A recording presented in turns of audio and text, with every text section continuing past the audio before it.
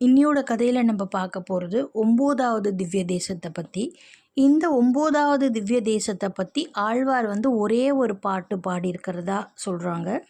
அதே மாதிரி இந்த 9வது திவ்ய தேசம் 5 கிருஷ்ண ஸ்தலங்கள் இருக்கான். அதாவது கிருஷ்ண பெருமாள் இருக்கார் இல்லையா, அவருக்கு புகழ்பெற்ற ஸ்தலங்கள் மொத்தம் 5.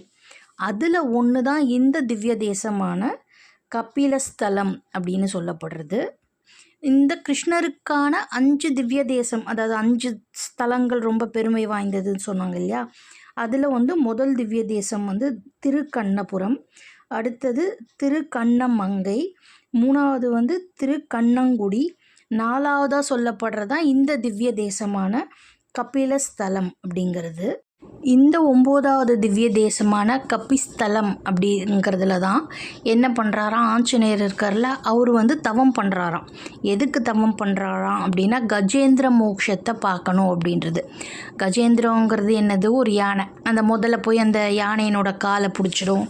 அப்போது அந்த யானை என்ன பண்ணும், பெருமாளை கூப்பிடும் இல்லையா.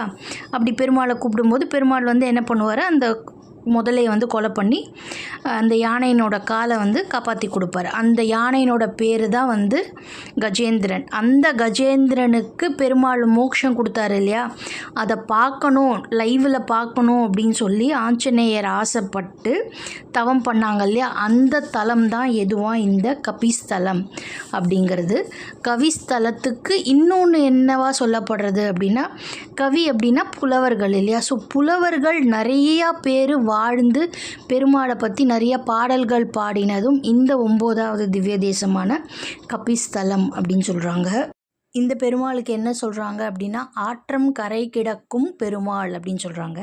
இந்த பெருமாளோட பேர் ஆதிமூல பெருமாள். 9வது திவ்ய தேசத்தில் இருக்கவங்க இவங்க எங்கே இருக்காங்களாம் அப்படின்னா கொள்ளிடமுக்கும் காவேரிக்கும் நடுவில் தான் இந்த திவ்ய தேசமானது அமைஞ்சிருக்கு. இங்கே இருக்கிற பெருமாள் சயன திருக்கோலத்தில் இருக்கார். இந்த பெருமாளை நம்ம தரிசனம் பண்ணும்போது நமக்கு என்ன கிடைக்காதான்னா யம பயம் இருக்காது. யம பயங்கிறது நமக்கு இருக்காதான், நம்மளுடைய பாவங்கள் விலகும் அப்படின்னும் சொல்லப்படுது.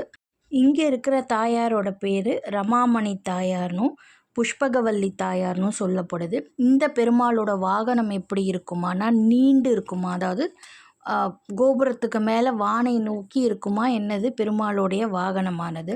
ஸோ இந்த பெருமாள் சயன திருக்கோலத்தில் இந்த 9வது திவ்ய தேசத்தில் காட்சி கொடுக்குறாங்க அப்படிங்கிறது பதிவு. தேங்க்யூ.